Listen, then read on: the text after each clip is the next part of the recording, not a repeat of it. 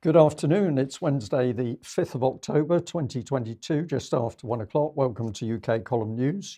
Your host today, Mike Robinson, myself, Brian Gerrish, and we're delighted to be joined by Alex Thomson, bringing us Eastern approaches from the Netherlands. And also we're joined by Debi Evans, our nursing correspondent. Well, everybody will be delighted to know that Liz Truss was giving her keynote speech to the Tory party conference this morning. Here she is. She's delightful.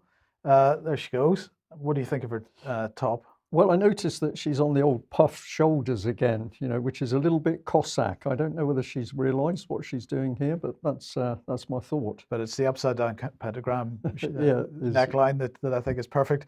But Debbie, you were watching this, and what are your thoughts?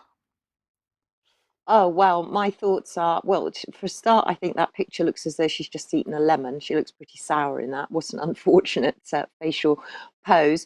But I did watch, and apparently it's Build a New Britain, taking us into a new era. And whereas Boris Johnson was very Churchillian, maybe Liz Truss is going for Shakespeare, because apparently she's going to get us through this tempest.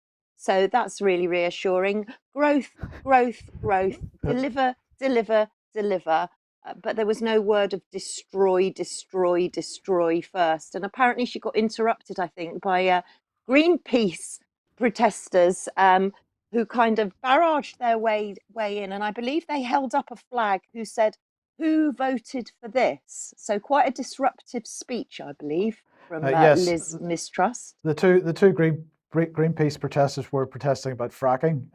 Well, at least if reading their lips, fracking was certainly one of the words. Afterwards, apparently, they told PA that they were trying to hold the government to account for its failure to act on its net zero policy. But anyway, that speech was interrupted. But possibly it was Macbeth. 3 witches on a blasted heath. Could be.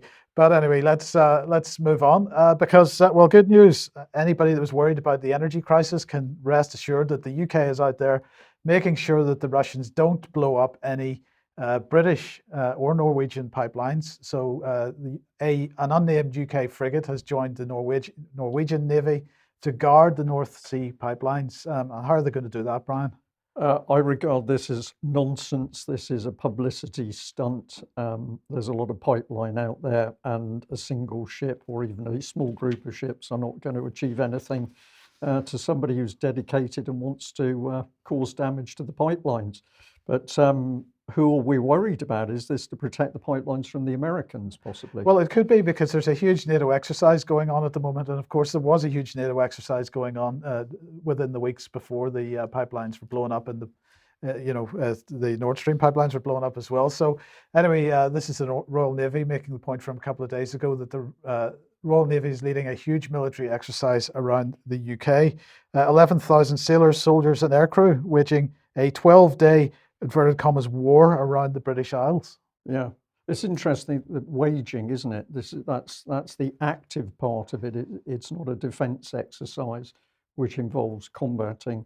Yes. Yeah. So 20 ships, a handful of submarines, and led by 7 Royal Navy warships, including destroyer HMS Diamond. It's as well the North Sea isn't terribly warm. Isn't too warm. Yes. Okay, let's move on. And this, because this is probably one of the most disturbing bits of news that I've seen in the last couple of days. It's a new decree from the Ukrainians, and we've got a Pravda, or at least the Ukrainian Pravda here, talking about this. Zelensky has approved a National Security Council decision on the impossibility of negotiations with Putin. So they have reinforced the notion that there is no prospect whatsoever of peace talks, despite the fact that Vladimir Putin, as we reported on Monday's program, has effectively held out an olive branch for exactly that. Yes, and from things that I've read in the last couple of days, this, of course, has been very much the American line, that there would be no negotiation with this, from the official line from the States, that there will be no negotiation. Yes. Now, I just wanted to highlight this article from Caitlin Johnson, and I have to say, I think it's pretty spectacular. So the headline is "The narrative that this war was unprovoked prevents peace." And here's what she's saying: "The moronic narrative that the invasion of Ukraine was unprovoked poses a massive obstacle to peace, because if Putin is just attacking and invading countries solely because he's crazy and evil, It means détente is impossible, and he won't stop until he's decisively crushed.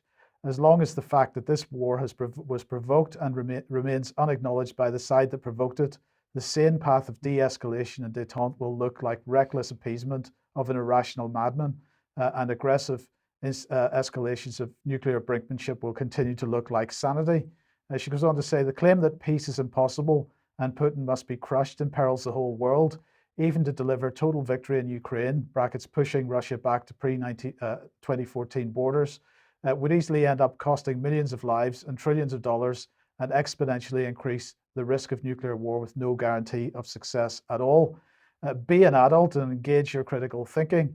Does a madman who goes around invading countries solely because he's evil and hates freedom sound like a real-life human being to you? Or does it sound made up, like something you'd see in a Hollywood movie, like something that was concocted by people responsible for controlling the dominant narratives of our society and funneled into your mind using media? Marvel supervillains have more depth and complexity than the one-dimensional characters the Imperial spin machine concocts to represent its official enemies, and so on. So this is quite an article, and just interested in your thoughts on what you've seen there, Alex. Yeah, I have to be honest that Caitlin Johnson sometimes is overwrought in her writing, and so although I am subscribed to her Substack blog, I have stopped reading it as regularly as others. But you have to give people their due, and she has, as usual, concentrated on what's going on in Western minds. That's her forte. She writes from Australia, where they have a pretty bad dose of hysteric anti-Putinism. And I think that it's inarguable in essence what she's saying, that if Putin is reduced, well, first of all, which she didn't concentrate on, Russia is reduced to Putin's war, as we've heard the new prime minister say time and again, denying the agency of everyone in the Kremlin. Secondly, it reduces them from reduces the agency or visibility of the ethnic Russians and Russian speakers in the Donbass, obviously, who spent 8 years under the most horrendous fire, and that's why they took the steps they did and called for Russia to intervene. And thirdly, and this is what Caitlin Johnson does pick up on, it's just a cartoon representation of Putin the villain, even discounting that there are other power deciders and other populations involved. And yes, that does seem to be a fair point. But I have to say that is still what the thinking majority, not the extremists, but the thinking majority of all the countries around Russia are still bandying about among themselves. They're telling the West now, quite increasingly in social media and in speeches, look, you can't just balk at nuclear war every time Putin, as it's called, invades a country, because we have the rights to be free. So you must stand up to it with threats of nuclear retaliation. That, I'm afraid, is still the position of dialogue, not just in the extremes, but in the center of most of the countries around Russia. Yes. Okay, well, look, let's move on then to Armenia. This is a harrowing still from a video which is so harrowing we cannot show. This is Azerbaijani armed forces executing captived Armenian soldiers in cold blood, having surrounded them within undisputed Armenian territory in Armenia proper, nothing to do with the internationally disputed Nagorno-Karabakh or Artsakh territory. This is, as we've reported a couple of weeks running, Azeri troops having crossed the border, not just a line of control, the internationally recognized border into Armenia proper, and doing this to soldiers who you might see there already crouching on the ground. This is the state of the war, and it does look rather to commentators, particularly in Armenia, as though there is deliberate provocation going on here, because the Azeris seem to think that they have a sweet spot of both tacit Russian peacekeepers' support and increasingly open European support because of the dependency on Azeri oil and gas. That they can force this to happen. They seem to be making a big push, and it's been well documented for years that the Azeri president, minister of defense, foreign minister, and many others have said that their ultimate goal is the removal of the Armenians from the region. Yeah, okay. Apologies for the cough there, by the way. Let's move on to this then. This article was published on Wales Online today. So BBC News' Jeremy Bowen reports bravely from Ukraine as heavy shelling goes on around him. That was the headline, and that was the image that you can see on screen of Jeremy Bowen lying down. Now that image is from a while ago, but nonetheless, I'll explain why they've decided to publish it again at the moment. Yeah, I just wanted to highlight, of course, it's Wales Online with the love heart for Ukraine. So even the header of the page is biased straight away. Right. So the question is, was this one of the BBC's embedded local reporters that published this? This, of course, is Mirror Group that has done this. But let's have a look at what the image actually is, because this is the actual image. And if we look in the top left-hand corner there, well, there's quite a bemused Ukrainian, not really sure what Jeremy Bowen is doing. She's standing there with what looks like her shopping or something. Yeah. It's a bit. Yeah, she's walked along. She's seen some filming going on, but she's puzzled because a man is lying on the ground and talking to the camera. She's obviously not worried about shelling because she's there. I think she's got one hand on her hip. I think her right arm is sort of at an angle. I think she's almost got it on her hip. She's so puzzled as to what she's seeing. So this is pure propaganda itself. In the setting up of this shot is designed to deceive people. Right. So let's look at why Wales Online was publishing this. It's because Jeremy Bowen has published an article in the Times entitled, "In my 38 years at the BBC, it's been rare to witness events that can change history. This is one." Now, the Times article does publish the image in its entirety, which in itself is very questionable why they've done that.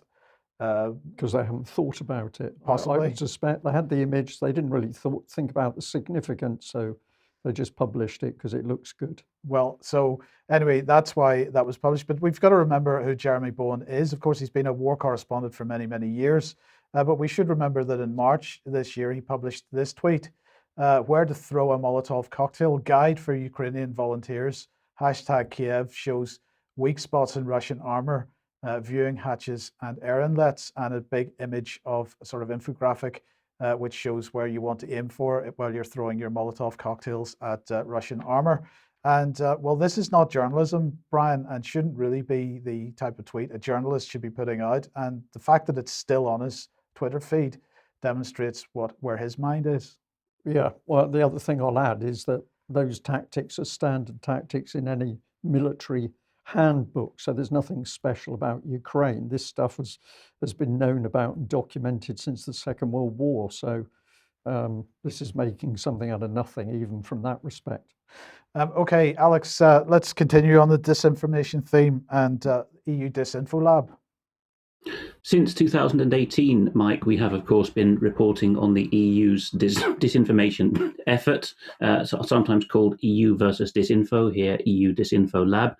What's their strapline? We gather, we source, we map. They don't proofread, though.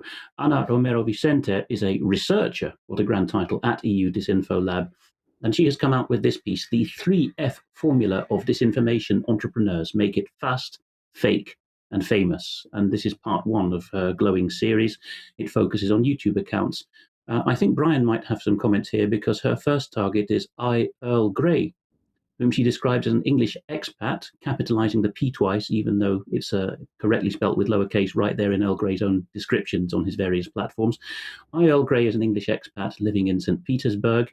So we're told that he was rescued from irrelevance and obscurity by posting biased videos in support of Russia. Her third target, the second being Gonzalo Lira, who I recently appeared with, she says that he just hopped over from misogyny to get a new lease of life as a cheerleader for Putin. This third one interested me because PTE Geopolitics, World Gone Crazy, which has over 22,000 subscribers on YouTube now, I hadn't heard of either. So I think she has more of an axe to grind in calling this a more obscure channel, though certainly not negligible.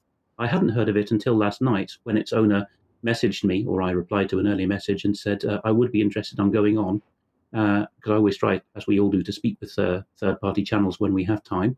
And the reply I got was, well, I have been had by the EU Disinfo Lab, meanwhile. How do you rate this? So I looked at this and thought it was a very over-egged claim. And here we are. What Ana Romero Vicente has come up with is, here's her level of English. She quotes his biography and truncates it here. I am a young British. Wonderful, isn't it? I am a young British.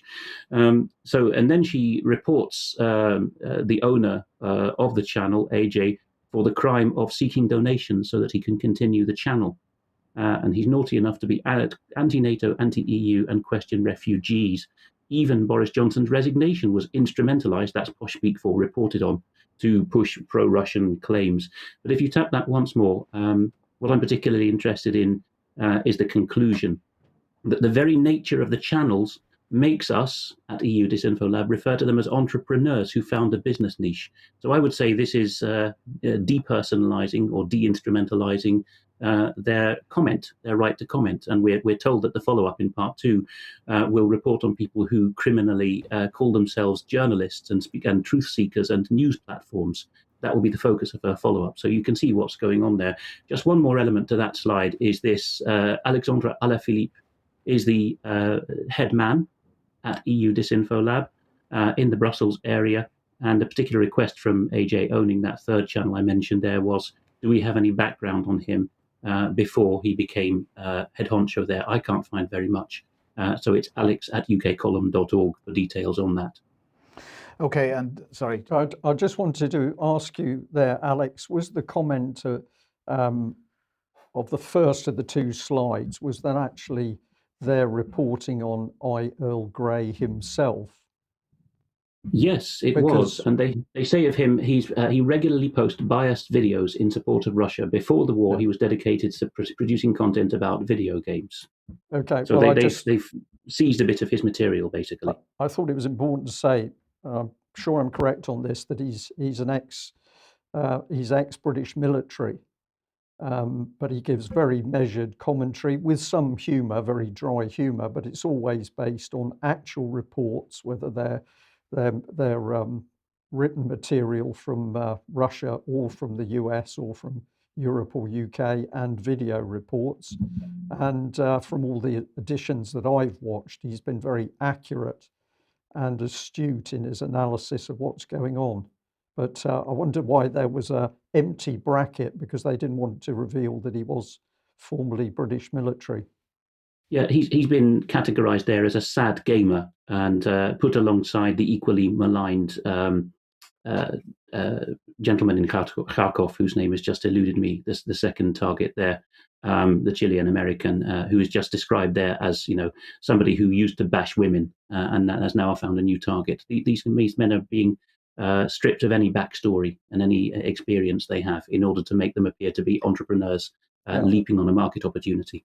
And this must show us that some people are extremely worried about anybody who's brave enough to get on social media and give factual, truthful information. You've got to have the disinformation lab after you. Yeah, and sticking with disinformation, then let's just bring the Times back on, because another spectacular headline from this morning: anti-vaxxers are a global menace who must be defeated. Now, I'm not going to comment on the contents of this in any way, but it was just the headline: anti-vaxxers are a global menace that must be defeated, because this is a clear effort to sort of tie Putin and anti-vaxxers together. If we look at the kind of headlines that we see, and recently Paul Ryan calls Russia a global menace. Or the Times again, Putin must be defeated on a large scale. We see headlines like this all the time. So putting anti-vaxxers together with that narrative, Brian, is a clear effort to sort of demonize. Yeah. And it's done in a more and more crude fashion. Yes. Yeah, desperate. They're desperate. Yeah, well, indeed. And sticking with demonization, the Ukrainian Hit List continues. This is the one which is from the Center for Countering Disinformation, which is operated under under Zelensky's National Security and Defense Council. And it has expanded its list. So Helga Zep-LaRouche is at the top of the list, continues to be Richard Black, Ray McGovern, and Harley Schlanger and Diane Sayre. Who else have we got here? Well, that's TJ Coles from the Grey Zone at the top, Kim.com, and we've got Roger Waters, and I've completely forgotten. Yes, I know that actor, but I can't remember his name. Steven Seagal, yes. But anyway, Roger Waters then yesterday published, or the Rolling Stone was highlighting an article that they're carrying, Roger Waters, I'm on a Ukrainian hit list. He was really highlighting this again in this article, but the response online from the usual suspects was, as you might expect. Alex Elliot Higgins here, not that we need reminding, but Roger Waters yet again reveals he's totally infested with tanky brainworms. That's a sort of intelligent comment that we might expect from the head of Bellingcat with respect to any criticism of the Ukrainian government effectively creating hit lists. That's fair enough. And while we're on Bellingcat, there's increasing numbers of people asking where their office is. I'm not suggesting anything remotely threatening to them, but just out of interest, they're often touted as being Hague-based because that sounds good because of the international cachet. The only registered office I can find for them is the rather swanky Herengracht in Amsterdam, which is very expensive to rent property on, but I can't see a Hague property. But in any case, they've come over to the Netherlands, having started in Britain, and they get away with these hit pieces on people. And the name I forgot a moment ago is Gonzalo Lira. Yes, indeed. And just the last two to mention on the Ukrainian Hit List website here, we've got Tucker Carlson, of course, and of course Eva Bartlett there at the end. So that list continues to grow. But can I just interject there, Mike? I think a little while ago, Earl Grey did an interview with Eva Bartlett that was particularly good. Yes, she's doing spectacular work. But Alex, an article from the German press, well, in fact, a German equivalent to the UK column, perhaps we might describe them. I would say that's fair. Nachdenkseiten, which is plural actually, it means website or pages that make you think, and their strapline is the critical website. They haven't put a foot wrong, which is quite a feat in the German new media. They haven't had any scandals over misreporting, and perhaps it's because of that they were trusted by a German civil servant with the leak that follows. The article's by Florian Warweg, who's pictured there. The title is How the German Federal Government is Working on Gleichschaltung of the Narrative. That's the Third Reich era term for making everyone sing from the same hymn sheet by means fair and foul behind the scenes with regard to the Ukraine war. So this has been going around for a week. A lot of German platforms have picked up on it.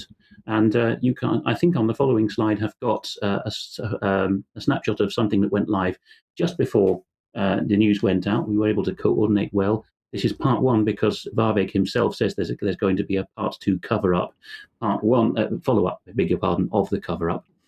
Part one here focuses on the German power ministries. Obviously, and unsurprisingly, the German Interior Ministry coordinates the effort on the narrative.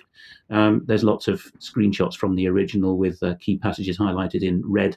There's mention of using 6 to 14-year-olds as child reporters to make sure that children are resilient. Where have we heard that phrase before? Resilient to disinformation and have the right kind of media literacy.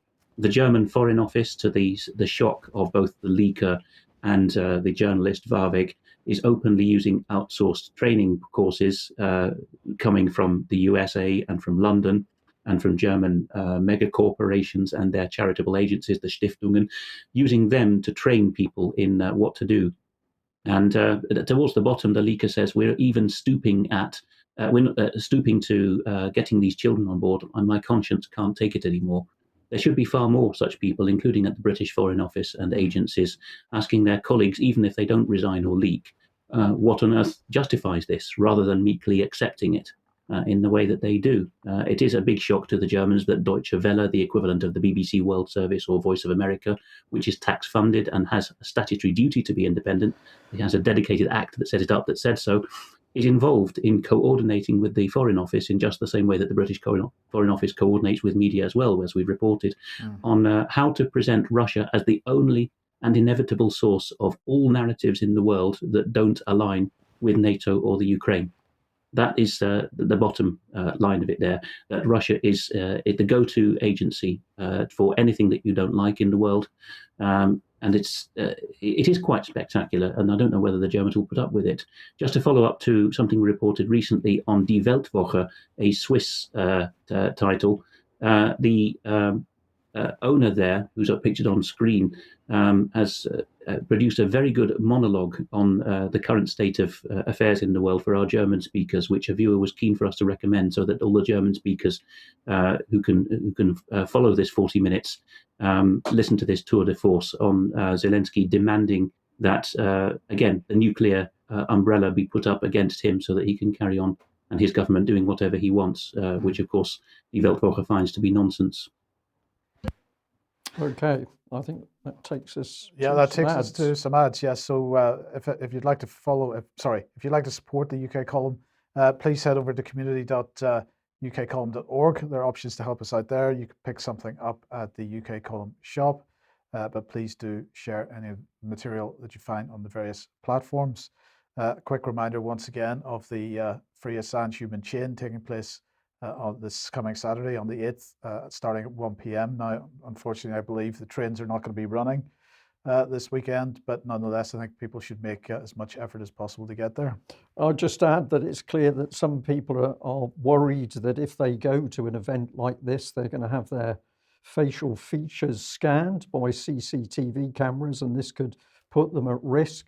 Well, of course, this is happening. It's happening not just in London and around Westminster, it's happening in major cities across UK. So it's up to the individual to make a decision about whether showing your views publicly is going to place you at risk. But of course, if we give in to that, it's almost sit at home and wait till all the doors close. So our faces are fully visible via the UK column news broadcasts, and we're going to keep doing that. But we know that some people are feeling a little bit nervous. We would say stand up and be counted. That takes us to... Well, it takes us to another smaller gathering, which is in Truro on Lemon Quay, and that's Saturday, the 8th of October at 12 noon. Debbie, would you like to tell us a little bit more about this one? Yeah, I'd be delighted to. I'm going along, so if anybody fancies to come up and have a chat, I'm very friendly. We'd love to see you there, but this is a Keep It Cash protest. So we've got Debbie Hicks, Piers Corbyn, Sandy Adams, who I know that a UK column have spoken to. Also, they're all going to be there in Truro at 12 o'clock on Lemon Quay. So it would be fantastic to see as many of you as possible. And I do realise, yes, there is a train strike, but buses are still working, so all welcome. And the weather forecast is good, I believe. Yep, perfect. Absolutely perfect for a change. Okay, Alex. Richard D. Hall produces very good material at richplanet.net, and some viewers will be aware of that. And he sends out email notifications people can subscribe to. One came in yesterday, and it's very important indeed. He has put out a 15-minute video, which he script wrote. He actually had a campaign to get the best script, but he decided to make his own in the end. So he was very keen to get the angle just right. It's called Johnny's Cash and the Smart Money Nightmare. You can find it on the YouTube channel, Richard Hall. And he's very keen for this to be spread among people who are still asleep as to the dangers of digital money, central bank digital currencies, and the control grid that they represent. So do share this more than usual, I would say. It has a couple watching television and being shepherded rather thoughtlessly into the future that's planned for them, where they stay at home and do as they're told and take the jabs. It's also, being the first Friday of the month today, Richard Hall's all-day shop, which is upstairs at the market in Merthyr Tydfil, near where he lives now. So if you're in the South Wales valleys, do make an effort to get to that. He has a lot of material, and as usual, any viewers who can take along UK column flyers, our own, which we don't have very many of, or which things that they wish to produce themselves, would we like that kind of get up and go, bring them along, and Richard will stock them to anyone else who visits the stall. Also in mentions, there is a Christian effort called Repent UK. The URL is repent-uk.org, which at the end of the month is calling a weekend of prayer and repentance. And both David Scott and I will be making videos on some of the questions that will be addressed during that weekend. Going on to other mentions, the MHRA, Britain's medicines regulator, and we must always add medical devices regulator, has got another battering in The Conservative Woman, or TCW, by the sterling letter writer Gillian Diamond, who's been writing letters on themes dear to UK columns heart for many years. You can see from the links at the bottom of that slide on screen that there are already 5 previous instalments in Gillian Diamond's attempts to get Dame June Rain to answer messages, but as Debbie will attest, and Sir Christopher Chope MP will attest, that the MHRA doesn't like replying to questions. It's coming up for a year since Gillian Diamond started asking what was going on. Halfway through that piece, there is an embedded link to the UK column's exclusive footage at this stage. It's still exclusive, of the MHRA board meeting, and she's making the point there that very few people watch these meetings, and that needs to change. Posted below this upload to the Conservative Woman is this interesting comment by John Bull, which was fresh as of yesterday. John says, following the suggestion in UK Column at the end of last year, I was one of the 292 to write to the MHRA asking for information on what analysis, if any, they are doing on all the deaths and adverse effects reports.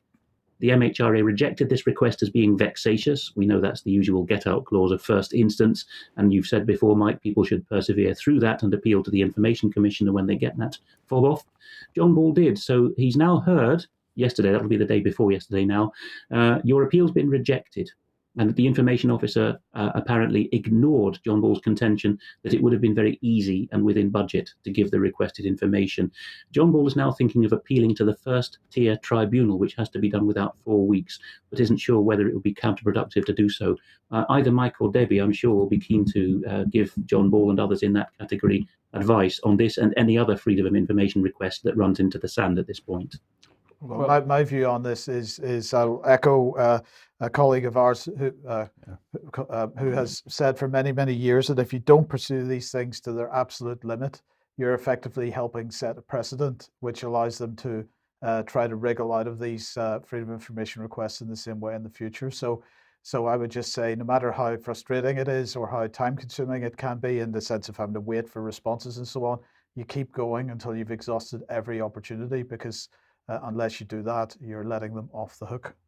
Yeah, and I'd echo that as well. Once you've started the trail, you stick with it to the bitter end. And if it ends up you go 10 steps and each step you are rejected, that is evidence which can be used in future. But you mustn't bail out before you've done the full procedure that is open to you. Alex again. A final mention from me, fundraiser, that's FUNDRAZR if you're listening in audio only, now plays host to a new podcast-a-thon and associated fundraiser, which is by Catherine, I think the surname is Watkins, from PCP Wales, Public Child Protection Wales, on the sexualisation of 3-year-olds in school, and Lou Collins, our esteemed former colleague at UK Column, who runs Liberty Tactics now. Currently no money in that kitty, and that is, of course, to keep the campaign up to get the very important and hopefully precedent-setting judicial review sorted out, that children should not be exposed to this material in Wales or anywhere else in the world. Yeah, can we also add that, of course, they worked extremely hard in the first podcast-a-thon, and they did raise several £1,000s, but everything they do, which is through the courts, requires funding. So this is worthy of support, I think.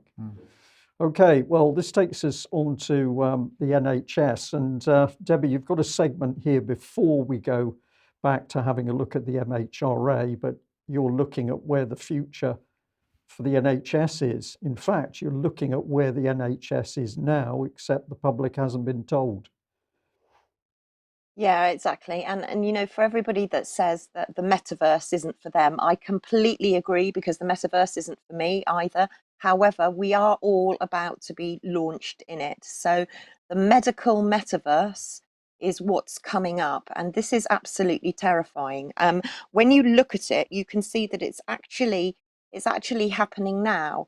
And it means basically that you're looking at surgical robots, you're looking at metaverse consultation. So it's just a click away. This is the hook to get you in. It's just a click away. And everybody, seemingly, who's anybody, is involved in the medical metaverse. So you'll get a digital twin. And we've talked about these before. You know, how are they going to make a digital twin of you? But they're going to make a digital twin, and they're going to put the digital twin in the metaverse, and they're going to ensure that all your treatments are going to be carried out, including surgery, planned surgery. They're going to operate on your digital twin. So the healthcare as we know it, has gone. It's going to be virtual. It's that simple. And everybody, literally anybody, as I've said again, is involved in it. So you know, even consultations, you'll go for a mental health consultation, for example. You'll have a consultation in the medical metaverse with a company, but the company will have the NHS logo. You just won't know about it.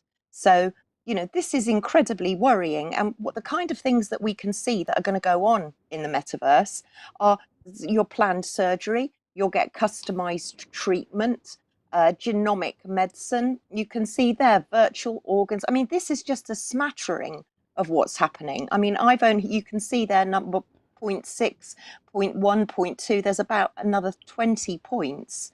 But this customized treatment is going to be the way of for the future. In my day, when medical students entered medical school, they used to do a lot of their anatomy and physiology by dissecting dead bodies, and that's how they would learn. Now they're going to be learning in the metaverse. So the one-to-one contact has gone. Hospitals will be in the metaverse. Everything that you see at the moment with regards to the NHS is just a facade. And worse still, in 2017, even companies like Pfizer started getting involved in the medical metaverse. And for any of you that are familiar with the game Minecraft, which I think is quite a popular game at the moment, Pfizer have got their fingers all over this game called Hemocraft. And Hemocraft is a game designed within Minecraft to target children with haemophilia. And you can see who they're partnered up with there. I think it's the Entrepreneurial Game Studio, Entrepreneur World, is it? Game Studio, and the Haemophilia Association. So Johnson & Johnson are also involved, GlaxoSmithKline are also involved. This is the way forward, folks. The metaverse is where everybody is going to go. The NHS, I'm afraid, hasn't just gone, but it's never going to come back. And those are the bare facts of it. And it's scary, but we need to know what's coming up. And I'll just add in there, Debbie, if I may, and of course, to do this, you need to hoover up data on an absolutely vast scale, every bit of medical data, clinical data, drug data around an individual. And then it becomes very interesting when we see the banks starting to get very interested in this field as well. But let's just move on to the MHRA because, Mike, I think you're going to be talking about yellow cards. Yes, so I've got this communication from a viewer yesterday. Hi, Mike, is it possible to update your yellow card data as it's a bit out of date? Brackets, August, exclamation mark, many thanks, V. Well, of course, V is talking about the yellowcard.ukcolumn.org website where we have all the yellow card data that's available so far, available in a searchable form. And of course, she's talking about the fact that the report run date was the 25th of August and the data lock date was 24th of August. Well, we're in October, so why hasn't it been updated? Well, the truth is because this is the last data, the most recent data that's available. So here is the header from the MHRA's PDF document on this COVID-19 mRNA Pfizer BioNTech vaccine analysis print. That is the most recent data available. And Debbie, they had moved to a monthly schedule. We're now over the month, and despite the fact that there is a booster rollout going on at the moment, there's no updates on yellow card data at all from the MHRA. No, exactly, Mike. And yes, from the 1st of August, we were going from weekly updates to monthly updates, which in itself was suspicious. But what's really concerning is the fact that there is no data since virtually the middle of August, because as you quite rightly said, the COVID bivalent jabs were rolled out to the most vulnerable and the elderly. Let's just note that because we'll talk about that again in a minute, but they were rolled out to the most vulnerable and the elderly at the beginning of September. And let's remember too, the bivalent is meant to cover you for the Wuhan strain, the original Wuhan strain, and the Omicron B4, B5. Well, the Wuhan strain's extinct, so we don't need a bivalent. The fact that we've got no data since these bivalents have been rolled out is extremely worrying. And I'm hearing from doctors that many people that have been vaccinated are presenting again with, in inverted commas, COVID-like symptoms. So very concerning that the MHRA are not putting out this data, and something that we really do need to be pushing for and keeping an eye on closely. Yeah, so I just wanted to make the point that this is not restricted to the UK. Of course, in the United States, similar problems have been experienced with people trying to get adverse reaction data. So have a look at this website, ICANN, and they're saying that the CDC created VSafe, a smartphone-based program to collect health awareness after COVID-19 vaccination. And that the people who are behind this site had to go to court to get access to that data. They now have access to it, and they've produced a dashboard of that. That website is giving access to that dashboard of information. But nonetheless, the point is they had to go to court for it. There's something not right about this, as we've been making this point for many months, of course. It's a coordinated not rightness, Yes. which makes it even more not right. I think this one's Alex with some comment on what's happening in Switzerland about adverse reactions. It's just a still that I've taken from a very short video shared widely, including here on Twitter. On the 21st of September, a doctor addressed a meeting. Okay, so you have to understand that these people were self-selected to be interested in the topic, but addressed a meeting with the simple question at the cinema in Vevey in Western Switzerland: who knows somebody who has suffered adverse reactions after a COVID jab? And you can see, if my eyes aren't mistaken here, every single hand has gone up there, gentlemen. Yes. Yeah.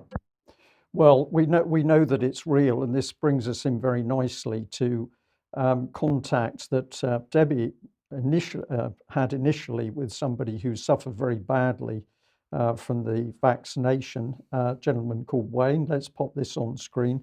Debi, take us through this email that Wayne was kind enough to send in. Yeah, well, as you know, we've interviewed Wayne, as we have also Charlotte and Caroline and others. But Wayne wanted to update me with what was going on. So this is his email. So my latest update is a bit of a farce, as my vaccine damage payment scheme claim hasn't progressed at all, as you'll see. That's a year and a half so far, and double the length of time they quoted me, and months ago for it to be completed. Ugh. My doctors have also repeatedly delayed medical reports I need for my pension companies to claim my pension funds I'm entitled to. It's so infuriating. So this is Wayne, who has been waiting ages for some kind of reaction from the vaccine damage payment scheme, only to receive a letter basically saying, oh, sorry, we need to extract more information. You can see it there. It's probably a little bit too small for me to read, Brian. You might want to read it. I'll read it for you very quickly. It says, Dear Wayne, thank you for your email to the Vaccine Damage Payment Scheme regarding an update on your claim. I've looked into your claim and can see we're still extracting your medical records information that came into us by disk. Once we have all the information in Word format, we will begin to prepare the records into chronological order. As soon as we're ready to send your claim over to the team of independent medical assessors, we will write out to notify you. We appreciate your patience. Now, I'm going to add to this that I actually spoke to the Vaccine Damage Payment Scheme on the telephone this morning, and a very nice young lady spoke to me, and I was very polite. I was quite gentle with her. But basically, she couldn't really tell me how long it would take to process the claim. I did eventually get a minimum of 6 months. I asked who the independent assessors were. She could only tell me that they were people inside the NHS, but she assured me that they were completely independent. And the other thing I learnt, which I didn't realise, is that if you pass the threshold, you are regarded as vaccine damage and you will receive £120,000. But she said to me that if you didn't pass that threshold, you weren't going to receive anything. And I didn't know that, if that in fact was correct. But once again, we had, I think she was quite a young lady, having to face some difficult questions on the phone in order to protect the whole of the MHRA and the NHS system around vaccine adverse reactions. I don't know whether you've got anything to add to that. Well, I mean, yes, you have to apparently prove that you're 60% disabled Now, who sets that criteria down for you to have to prove that you're 60%, right? And, you know, not 59%, but 60% is what you have to. And to be honest with you, But sorry, Debbie, Wayne is how not. is that even defined? How do you define that somebody is 60%? Does that mean that they can that 60% of their limbs aren't functioning, or does it mean that they can only walk 60% of the distance that they or 40% of the distance that they walked before? How do you actually define that somebody is 60% disabled? Well, that's exactly the $64,000 question, and exactly the question that all those with vaccine injuries have been asking. What constitutes a 60% disability? You know, it's insane. And you know, Wayne is not alone.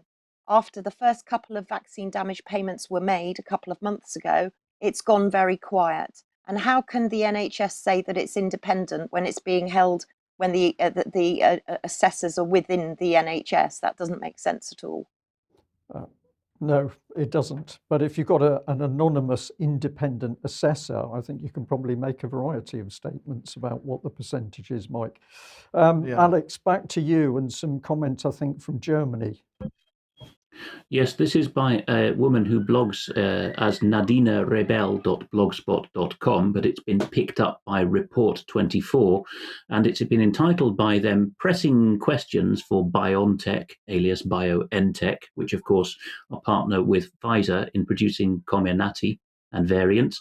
And the question is summarized by Report 24 is, why is COVID-19 vaccination mentioned in a 2019 corporate report? Well, it's not quite as clear-cut as that headline. I'm not suggesting there's misreporting going on, but the detail is given in this graphic, which was included, if you want to go back there, by Nadina Rebel in her not freedom of information request, but simple pressing query to Pfizer, which she then circulated, or to BioNTech. The point is this: you can see BNT162, well known, not least if you read Ian Davis's detailed articles on that variant of the jab on offer. BNT162 is mentioned in the German language annual report as an mRNA category of immunity therapy, and that word has been ringed because it's one of her questions later. And you can see that the status indicators are that preclinical has been completed for BNT162. The asterisk against 162 indicates that this was already the case in 2020, in an unspecified month. And then you can see that phase 1 of the well-known by most people now three-phase clinical trial that produces a vaccine or alleged vaccine is already underway as of that report, right? So the asterisk is actually mentioned on screen at the bottom right-hand corner as indicating since 2020. So that label was given as of that year. Now, if we tap that again, Nadina Rebel's question number 1 of 3 is, how come your company, and I think that's specifically BioNTech rather than Pfizer, was able to develop a therapeutic, a carefully chosen umbrella term, which as of late 2019 had already completed its preclinical testing phase, whereas the virus was only popped up as of December 2019. And there's some extra details for German speakers to read under that, but that's what's in bold is her key question. And question 2, I haven't put question 3 on screen because that's a more general one about timescales for testing, and that can be fudged more easily in the response. But question 2 is, your corporate report states that this is an immune therapy based on mRNA technology. Could you please explain to me what the difference is between an immune therapy and an inoculation? I am somewhat uncertain on this point, since until now I had the impression that these things were not one and the same. So that's quite an important question that's been asked there. And number 3, as I say, is about the timescales, but that can more easily be fobbed off. So Debbie may have a comment on that, because I think it's an example of what can be done by writing straight to companies, even if the regulators that they largely fund stonewall you. No, absolutely. Immune therapy. I don't see anything therapeutic. People call it a gene therapy as well, and I always correct them with the therapy is meant to make you feel better. Clearly, mRNA, it works exactly the opposite. So I'd be very interested in that definition. Okay, well, let's just move on a bit. Debbie, you picked up on a very interesting Sky news clip talking about Omicron. I had to think about that word. We should all be very frightened. Should we have a look at the clip and then you can tell us about it? The Chief Executive of the UK Health and Security Agency has warned that a staggering number of Omicron cases are expected in the coming weeks. Dr. Jenny Harris told MPs that the variant is probably the most significant threat to public health since the start of this pandemic. It's probably the most significant threat we've had since the start of the pandemic. And I'm sure, for example, that the numbers that we see on data over the next few days will be quite staggering compared to the rate of growth that we've seen in cases for previous variants. Trying to prevent ingress of any infections, including Omicron, still remains a key point, particularly when we can foresee a very large wave of Omicron coming through and our health services potentially being in serious peril. Well, so be afraid. What did you think of this statement, Debbie? Well, I caught it just by chance, and since then I went back to look if I could find anything online or Jenny Harris coming out yesterday and saying exactly that, and I can't. But bearing in mind we've given 5 million boosters, she's now saying in the next couple of days we're going to get a staggering amount of information when we've got no information from the MHRA for a start. So I'm seeing, are they thinking about starting restrictions again? Is this the sort of the build up to, we're going to need masks for the winter, we're going to need to social distance? I mean, it's got nothing to do with the bivalent boosters and people that seem to be sick at the moment after receiving those, I'm guessing. Well, let's not forget a rolling eye expression, sorry. Yeah, let's not forget that the Northern Irish government has literally just renewed their emergency legislation for another period. So it hasn't really gone away. It's still just sort of sitting in the background, waiting to re-emerge. Yeah, but apparently the Germans are keen to go, Alex. Yeah, speaking of bivalent boosters, we have to remind ourselves that Omicron has subvariants, and the alphanumeric codes that people will be aware of are BA.1 and then BA.4/5. And Die Welt here, comparable a bit to the Daily Mail in how it reports a bit more outrage than other newspapers, has behind its paywall the headline, obviously nobody wants the BA.1 jab anymore. Now, thanks to Corona documents, we know what's behind that paywall. Here's 3 extracts from it. Michael Hubmann hadn't expected that so few people would come forward. In Fürth, in central Franconia, in a municipality of 120,000 people, so it's a city of half the size of Plymouth, only 85 people had come forward as of Thursday for their booster. Second extract. It was particularly in Ladenhut this time, in a different part of southern Germany. It's particularly the original Omicron variant jab BA.1, which has been ignored. Some of people prefer to wait for or lobby for BA.4 and BA.5 jab, which apparently they've been told is better at protecting against the currently raging variants. And others would have come to this man, to the office represented by this man, and said, I want a newer jab generally. And he says, of course, nobody, this is the key quote that's become the headline, of course nobody wants the BA.1 jab anymore because it's threatening to go out of date. And the final extract, which puts more pressure on the health minister, Karl Lauterbach, at federal level, it's not even German level really, because it was all an EU collective bargain with the producers who are laughing all the way to the bank. Lauterbach's facing criticism because just shy of 4 million Moderna doses have been ordered at federal level. And as of late August already, 700,000 doses, 0.7 million in the funny German way of reporting that number, 700,000 doses of Novavax had already passed their expiry date. By late August. This is something that the health ministry has confirmed. Again, I believe at federal level, but the state ministries do have a role there. So what are we to make of that? Is it the German keenness to have the newest and latest version of things, or is it perhaps masking by a twist of the narrative that people aren't wanting their boosters at all, even in one of the most narrative compliant, health conscious countries in Europe? Yeah, interesting stuff. Everything is opaque, though, isn't it, around this subject? We can't quite get to the, well, I think we can have a good guess as to what's going on, but the public are presented with opaque information. Debbie, you've been delving and you've started to have a look at reports on fatal outcomes here. Sorry, which are here. We'll bring them on screen shortly. There we are. Okay, Yeah. sorry, I'll just read a little bit for you to help out. Vaccine and surveillance of large populations means that by chance, some people will experience and report a new illness or events in the days and weeks after vaccination. A high proportion of people vaccinated early in the vaccination campaign were very elderly and or had pre-existing medical conditions. Older age and chronic underlying illnesses make it more likely that coincidental adverse events, including those with a fatal outcome, will occur, especially given the millions of people vaccinated. And it says here that the MHRA has received 820 UK reports of suspected ADRs to the COVID-19 Pfizer-BioNTech vaccine, in which the patient died after vaccination.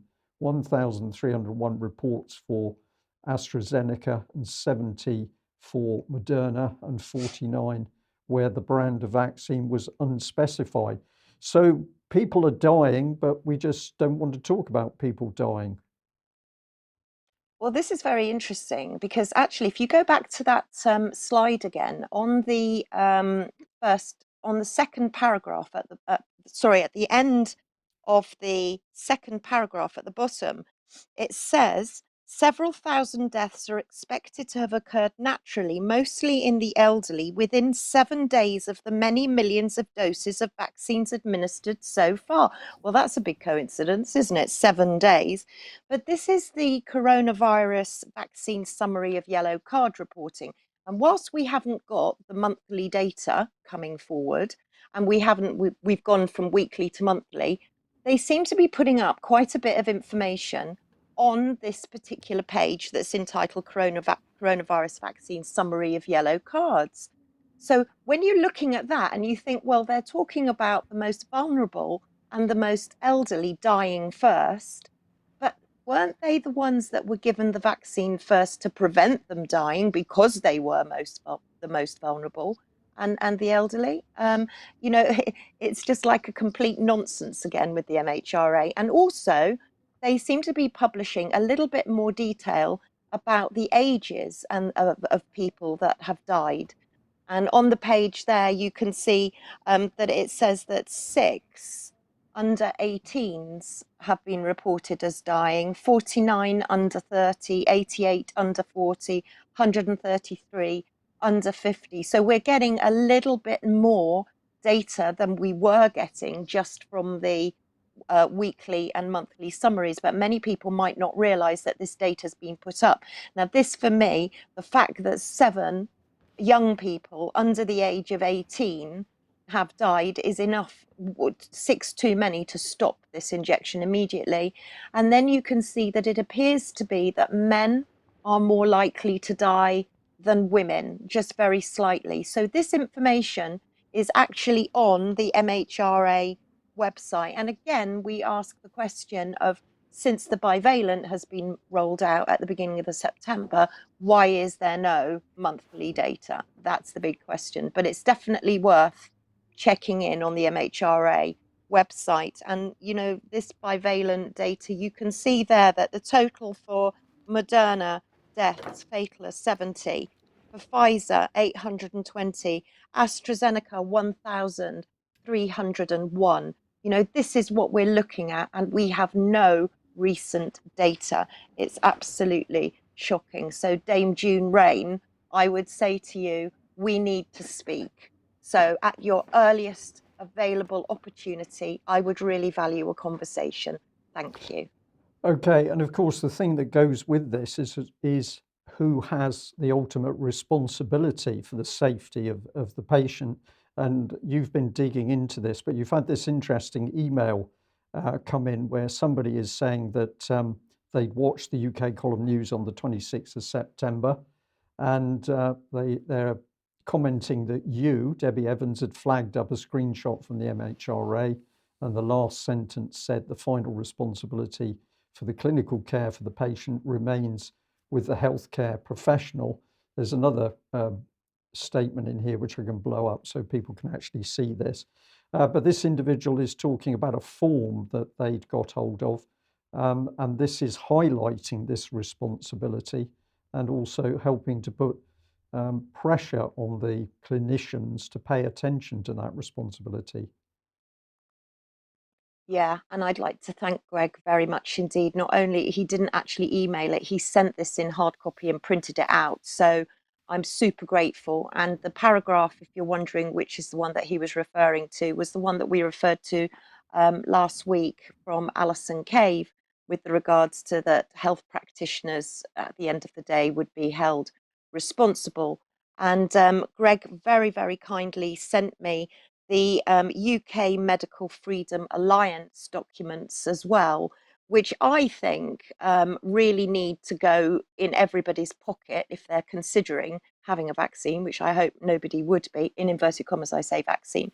But he highlighted the UK Medical Freedom Alliance and some amazing work they've done with an informed consent form that you can present, literally that you can present yourself to the doctor or to the vaccinator, and I guarantee you nobody will sign that form if you present it to them. So when you ask them and you tell them that this is their legal liability and that they will be liable and responsible for your care, and you present this form that the UK Medical Freedom Alliance have produced, I guarantee you they won't want to sign it. So really interesting and important information and things for people to do for themselves and to actually advise people, put this sheet of paper in your pocket. If you're really insisting on going and have a vaccine, ask them if they'll sign it. If they won't, don't have anything. It's that simple. Okay, thank you very much, Debbie. As always, the clock is racing ahead. I just wanted to give you the opportunity to put up this recording of a telephone call where you were calling into a GP surgery. It's very short. We'll just play it out, and you got a little bit of comment as to what this shows us about the state of healthcare by GPs at the moment. If your call is regarding a life-threatening emergency, please hang up and dial 999. Please may we remind you to wear a face covering when coming to the surgery. Can you please inform the receptionist if you have any COVID symptoms, currently isolating, have received a positive COVID test, or waiting for a COVID test result, so that we are able to manage your contact with the clinician safely. Also, please be kind to our team. Our staff are working very hard to continue to deliver a service to all of our patients and have recently been subjected to some unnecessary aggressive and abusive behaviour. We run a zero-tolerance policy and we will report all incidents of this nature. As you can imagine, our phone lines are extremely busy, so please bear with us and our receptionist will answer all calls as soon as possible. You are also able to contact the surgery via e-consult for both medical and administration questions.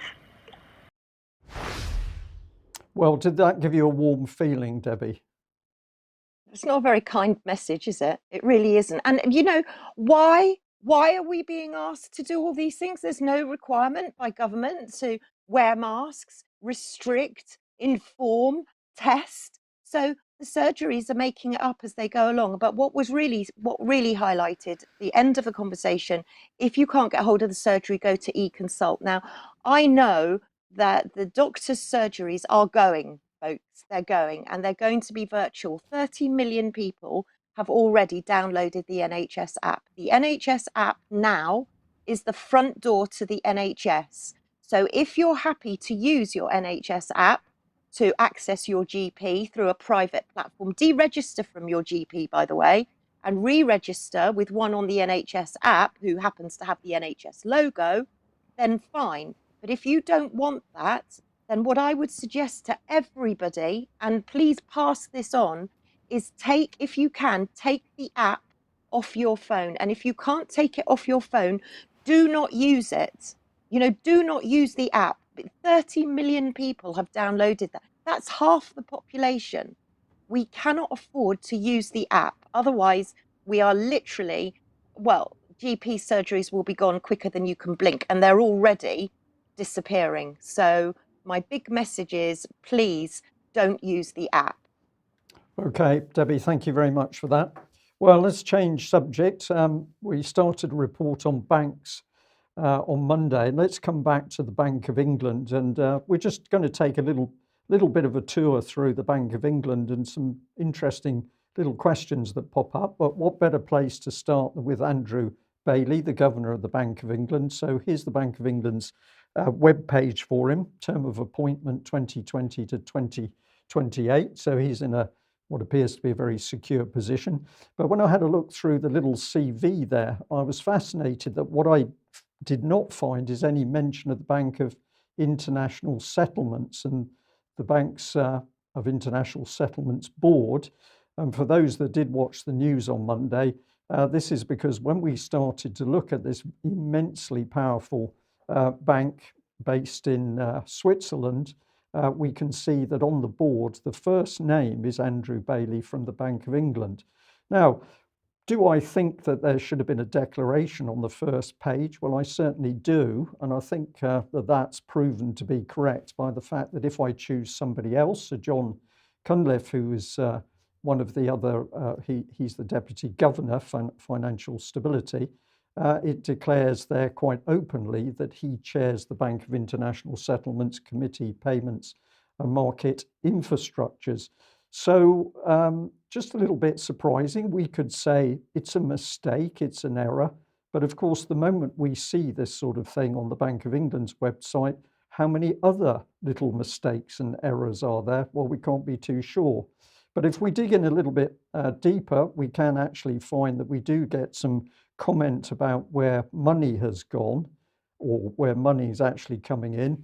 The little statement here says that the Bank of England releases information about expenses, excluding any information which the bank considers confidential at the time.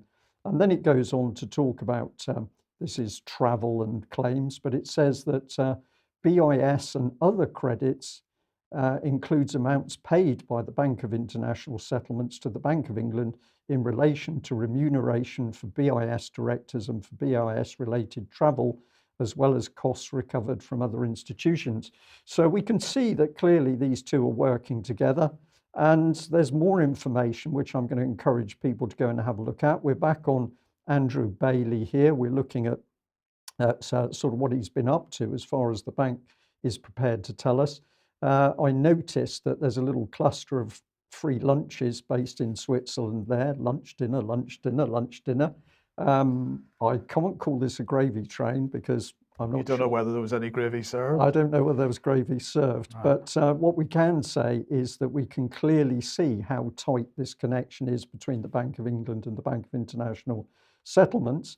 But this page from the Bank of England's website starts to show how much action is going on with the Bank of International Settlements. So here we've got a little string of conference calls, and these are all over the place. So what, of course, the public doesn't know is what was discussed in these calls, because neither the Bank of England nor the Bank of International Settlements want to tell the public what these bankers are discussing. And this leads me to say, if we don't know what they're talking about and they're shifting huge amounts of money and gold, could it be that we've got some sort of cartel operating? That might be a bit unkind, but we don't know.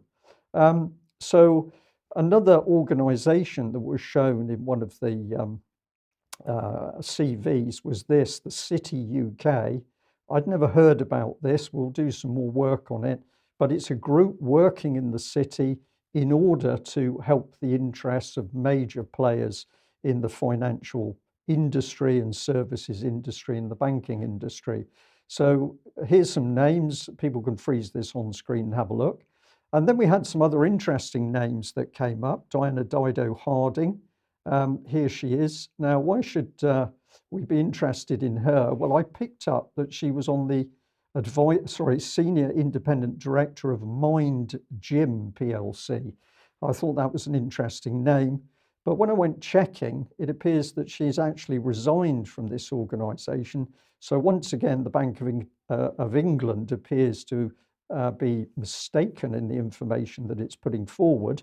But nonetheless, if we have a look at Mind Gym, we now start to see this, I think it's a very dangerous mix of bankers, money, and behaviour change specialists. So there we are with that. And then we had an email which came via Alex, and the person, Bill, said this: "Hi Alex, not sure what this means, though it may be of interest. Remuneration Committee, Diana Dido Harding Chair."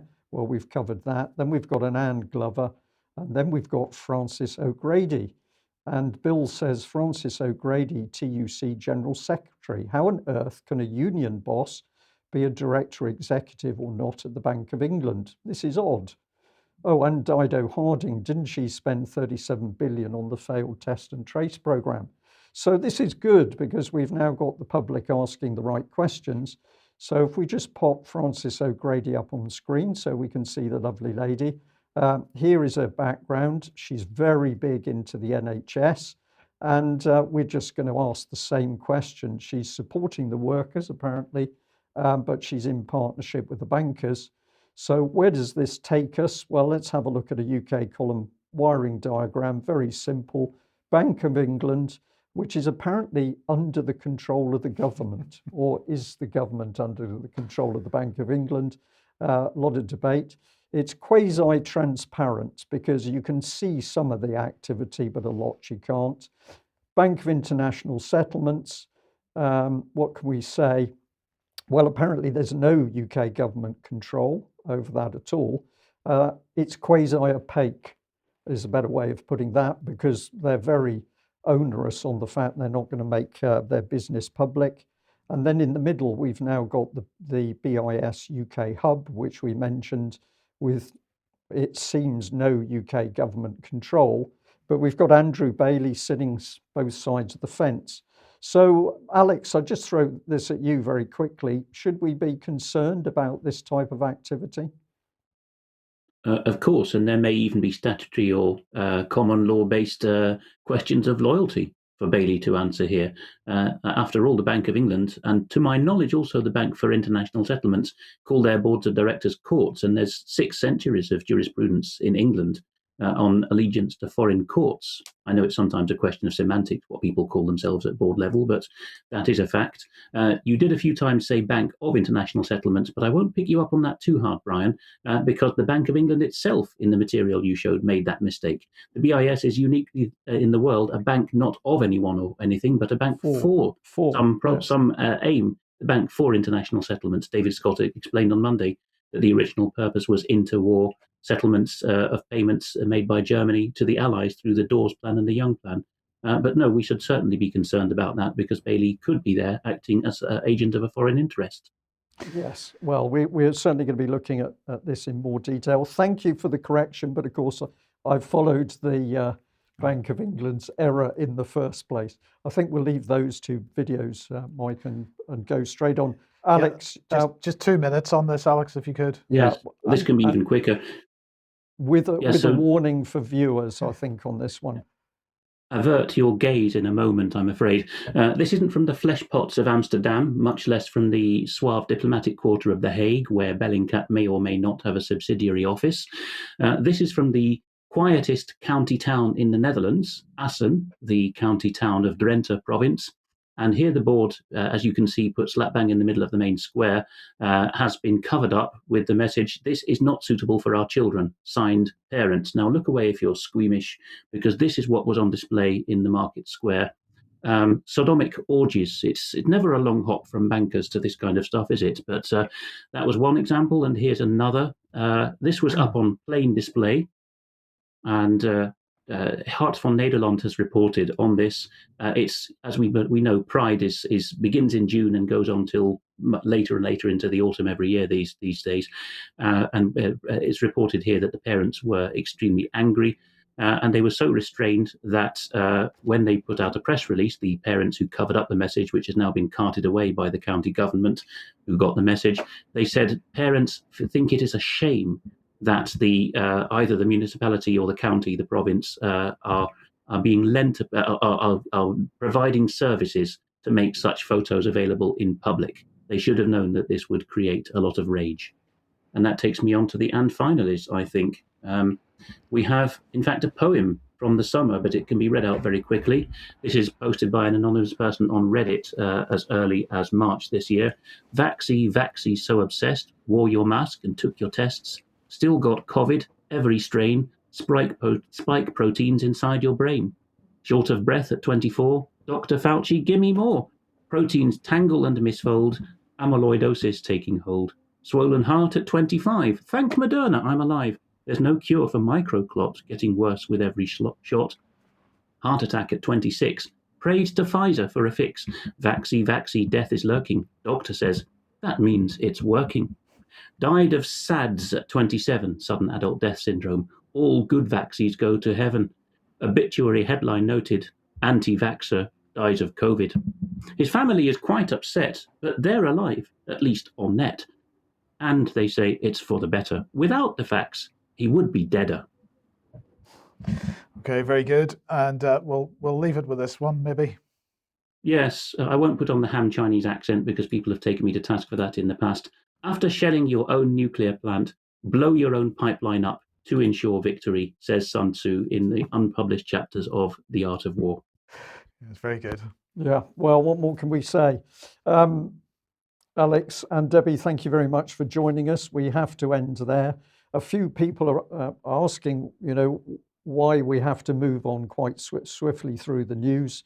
And the answer is because with extra time, it puts a particular requirement on what we have to do after the news.